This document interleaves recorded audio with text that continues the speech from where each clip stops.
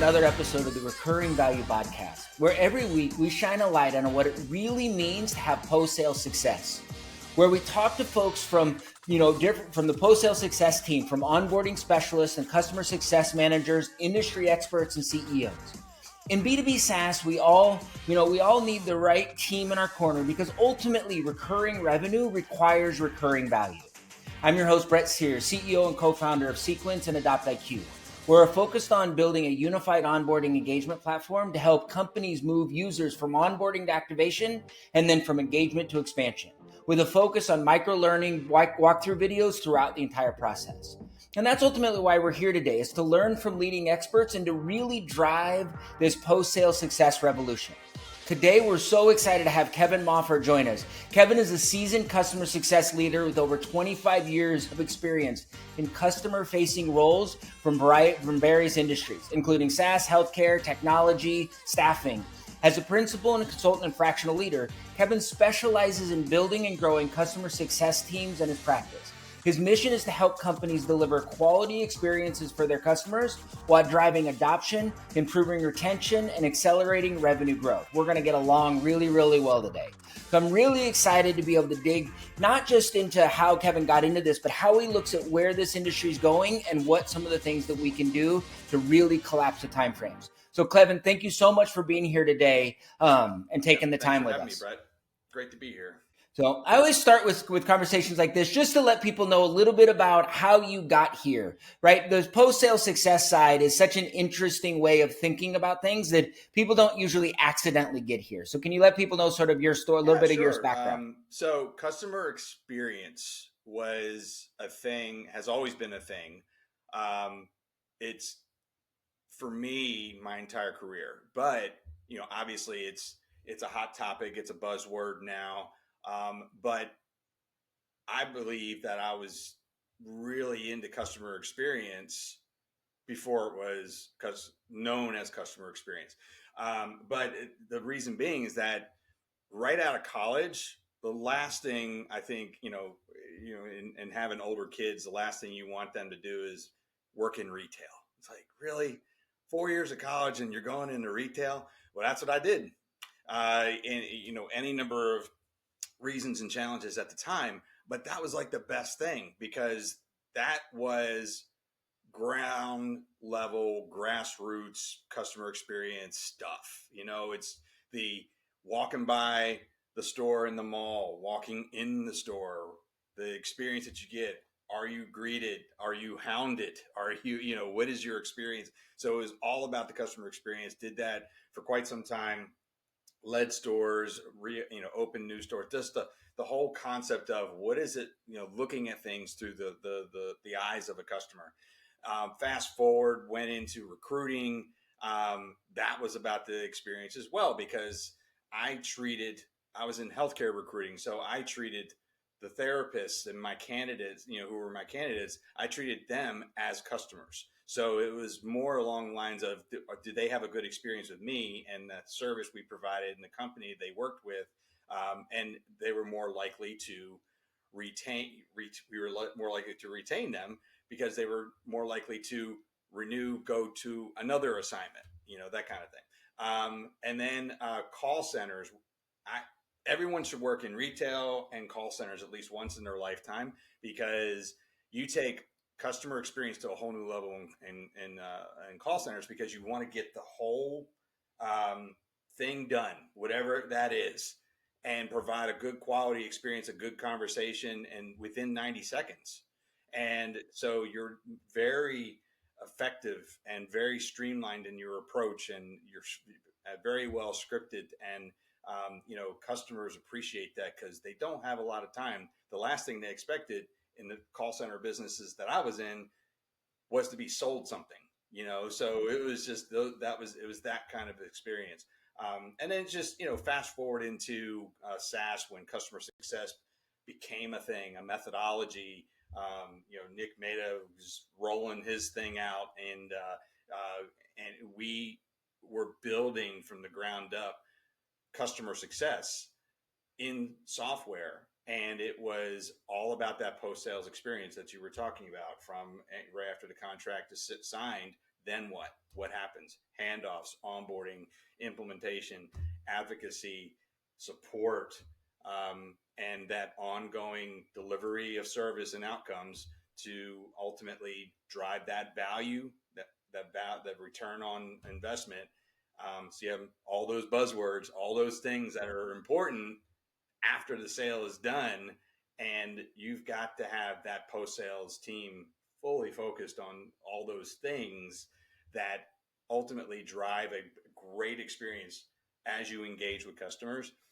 And so that's where I really found myself doing things, not repetitively, but just it's amazing how many businesses don't have that established and in a certain way that actually has the customer in mind. And it's not just sign them, turn it on, renew, and then let us know if you need support. That's not it. That's not what they're buying, especially the folks that didn't sign the contract. So those are the things that we need to be thinking about.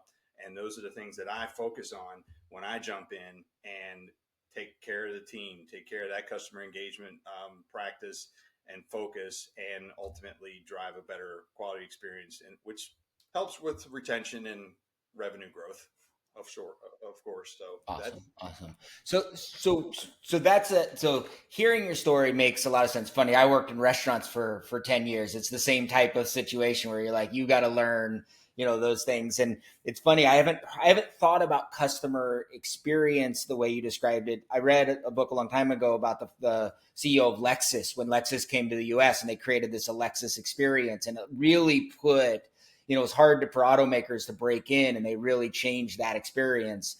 Now bringing it into B2B SaaS, I think we're sort of in that same sort of awakening scenario where the industry's like, oh, what we do here could have huge and lasting experiences beyond just like, did they renew?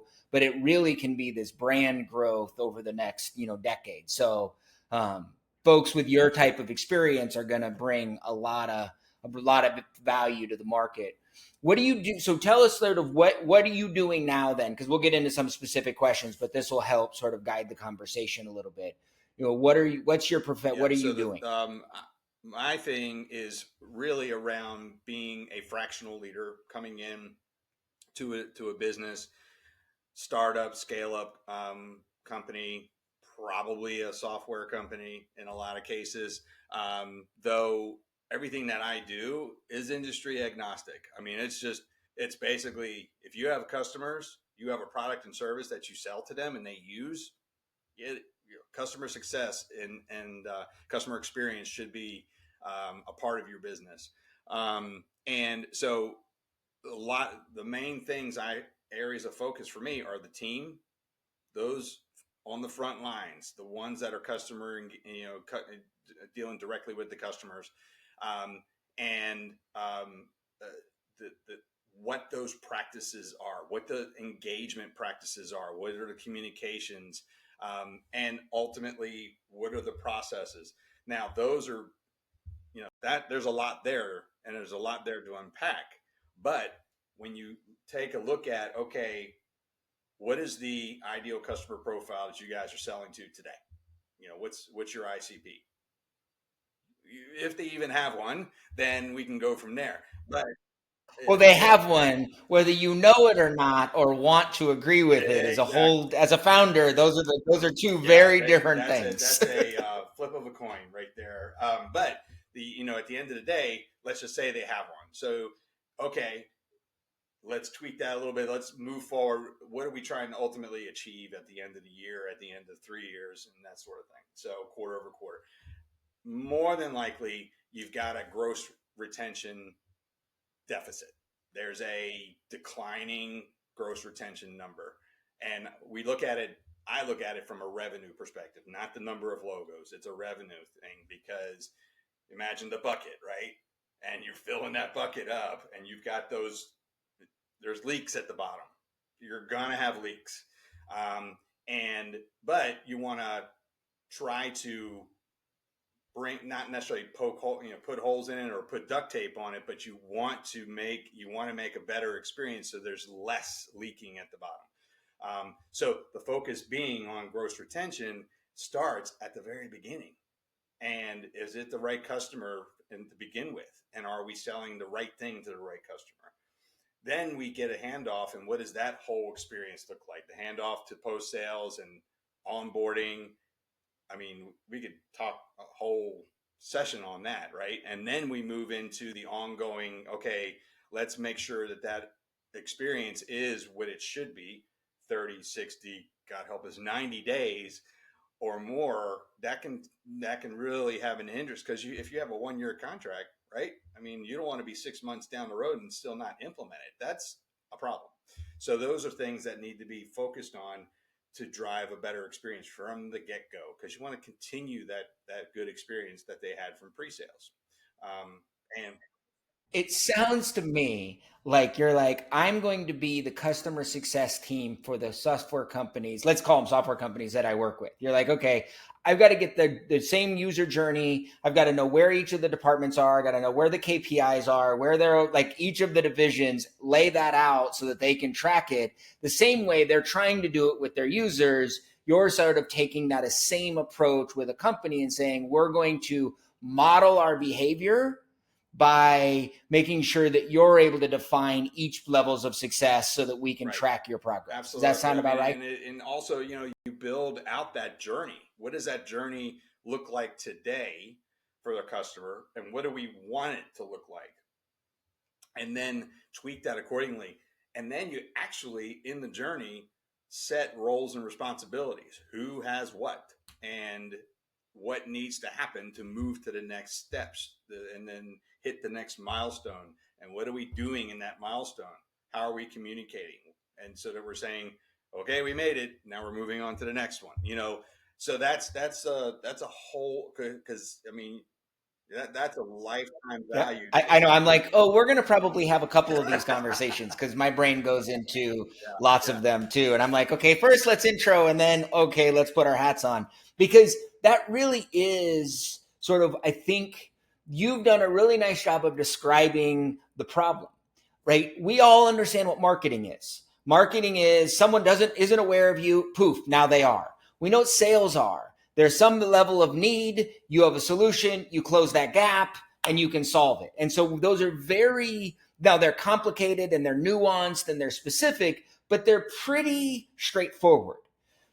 This post-sale stuff is like, well, we've got onboarding. So we have to like know what the account user's doing and the users are doing. And then there's support, and then there's success, and then there's product, and then there's renewals. And then we sort of run into this never ending loop, which becomes the catch-all, sort of it feels like customer success is sort of the junk drawer in the kitchen. We all start with one, and pretty soon we've got 3 or 4 of them, and we're like, wait a second here.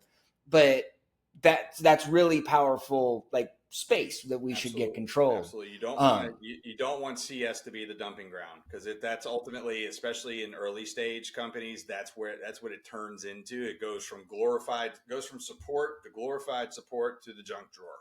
And it just, if you're not careful, and then all of a sudden you have 50 plus, 100 plus customers, and they're starting to churn, and you're going, what just happened? Our first 3 customers, 2 of them are churning this year. What is going on? So that's the kind of thing that, sometimes it's never too late. Sometimes it takes getting down the road that far before they realize, yeah. This is interesting, because this conversation I'm enjoying, because most of the time I'm talking to customer success, like folks that are working with companies, and it's like, how do you get your accounts, buy-in and stuff like this. You're talking about, which is fascinating, how a company gets buy-in, right? How does when the glorified support now has to formalize, they know a particular way that's working, even if it's not working well, they know what they're doing. Right. And so you're going, okay, we have to reimagine the behavior, the mindset, all of that. What are some of the resistances that you've heard, people who want to change, they want to help, but they're struggling sort of seeing the other way it could be done? Are there any sort of things that pop up that that people struggle with, and then a couple things that they could work with? Because there's some folks that are listening that might be that. There might be folks that work with people around them or trying to figure it out. And they've got to unlock this, this sort of nest. Are there anything that you might be able to guide where someone's like, yep, that's what you're going to deal with? I think this is, I wouldn't say it's new, but it is evolving, is the whole go-to-market strategy. And now, Brett, you're going, what do you mean? We were just talking about customer success. I'm talking about the same thing. You should always be going to market. And, regardless of where customers are in the journey. And that's what I've been learning a lot lately this year is as I'm partnering and talking to and having conversations with more and more marketing and sales leaders, and even product leaders, it's top of mind for them. So customer success needs to think like a product manager. They need to think like a marketing messaging person. They need to be thinking like a salesperson. Customer success is no longer in the comfortable space of just making people feel happy and warm and fuzzy and developing relationships. It is a revenue generator. And you need to be. It's like, we didn't go out and get customers just for kicks and giggles. This was about actual long-term value, and we're driving to valuation as a startup company. We want to get we want to grow to a point where we can be sold and everybody makes, we hit valuation. So that's the reality. So now go to market is now becoming a reality slowly with customer success involved in it, because you can't build, first of all, I mentioned before the ICP, you can't build an ICP, in my opinion, without customer success and product with marketing and sales. Because usually it's marketing and sales together building the ICP, and then they're saying, here you go, this is what we're going to do. And then customer success, you can support that, right? And product, you can deliver on that. And it's just, but if you come together collaboratively to build that out, that makes the customer journey that much more adoptive. Is that the term? Adoptable. And then we're all on board, on the same page and on board with, okay, these are the customers we're going after. And yes, we're going to have to break up with these customers down the road because we're just not heading down that direction as a product or a service, So I think that is the big challenge now, is being a part of that, having a seat at that table, at the go-to-market table. And because not all companies realize that now, but there's efforts and evolution happening where go-to-market is becoming that that team is customer success oriented, product marketing, and sales oriented. Yeah. But, and I think, and you and I talked a little bit about this earlier, but one of the dilemmas is SaaS is 20 years old, right? So Salesforce created, right? So, okay, here you've got this thing, right? So all of this has really sort of been created in the last 2 decades. And I always laugh going, most of the CROs that I've met are all from the sales side. And most of them were raised in this, right, this traditional funnel mentality that says, okay, you put ideas in and then dollars come out of the bottom. We celebrate, we ring a bell, and we're like, we did our job. And then, oh, it'll just renew because our product's great. But if you turn it on its side and you recognize, no, there's actually an adoption funnel that goes from onboarding to engagement to expansion, and the user's got to go through the same level of journey they did on the pre-sale, post-sale. Now, all of a sudden, it creates this dynamic relationship where customer success belongs in the go-to-market story, because we talk about recurring revenue, the golden goose, what we all want, requires recurring value, which means there's got to be alignment in that message. And so the fact that you're bringing that up is really, really critical. And I think it starts with the fact that, for folks that I talk with, that this isn't new though. Right. I ran a professional services, financial service company for 25 years. Assets under management has been recurring revenue forever, because you get the customer, but then you have to continue to deliver value if you want to maintain that relationship and that customer, right? Retail is a recurring revenue model. It's just not right. It's like you buy brands, you go to this place. And so every person that's there. And I think that that's helpful if people can pull from other experiences and not think like, oh, now we have to deal with revenue.